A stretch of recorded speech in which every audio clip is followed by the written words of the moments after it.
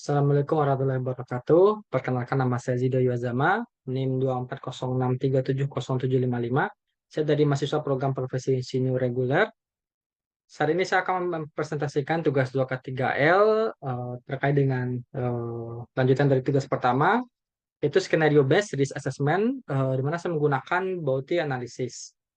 Dengan fenomena yang saya ambil yaitu kandidat master student in registering for the LPDP scholarship. Kemudian untuk case description sendiri, Visual PDP menjadi beasiswa yang paling populer di Indonesia untuk melanjutkan pendidikan magister baik di dalam maupun di luar negeri. Benefit yang diberikan cukup banyak seperti living allowance bulanan dan tuition fee yang dibayarkan full, dan juga tunjangan-tunjangan lainnya.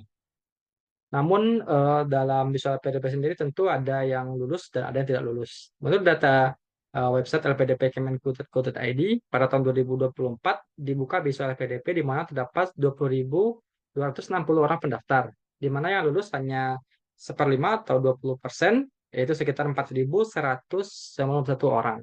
Nah, hal ini berarti beasiswa LPDP ini yang lulus itu cukup selektif, sehingga tidak semua diberikan kelulusan karena ada beberapa syarat yang mungkin tidak terpenuhi.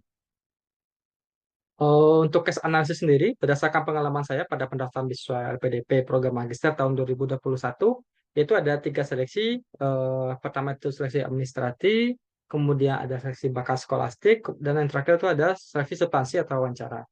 Nah, kegagalan yang terjadi pada eh, pendaftar beasiswa LPDP itu bisa disebabkan karena administrasinya yang tidak lengkap, mungkin skor tes skolastik atau bahasa Inggrisnya yang tidak mencukupi, dan kemudian pada seleksi wawancara itu tidak memenuhi minimum passing grade karena mungkin jawaban yang kurang memuaskan. Nah, untuk itu dilakukan skenario base untuk menganalisis risiko, penyebab, dan dampak yang timbul dari role of safeguard tersebut dengan menggunakan body analysis sehingga dapat menggambarkan jalur risiko dari penyebab hingga dampaknya. Berikut skenario based risk assessment yang saya buat menggunakan body analysis, di mana dapat empat penyebab masalah, yaitu dari administrasi, yaitu motivation letter dan sertifikat bahasa Inggris yang tidak memenuhi. Kemudian untuk seleksi substansi, yaitu tidak melakukan banyak latihan sebelum tes. Dan yang ketiga, yang terakhir itu kurangnya persiapan untuk tes wawancara. Nah, berikut ada kendali-kendali yang bisa dilakukan untuk mencegah kegagalan terjadi, atau bisa disebut sebagai preventive safeguard. Kemudian untuk risikonya sendiri yaitu gagal seleksi dalam beasiswa LPDP. Nah, di sini saya membagi juga menjadi tiga bagian, yang dimana itu ada mitigated dan unmitigated safeguard.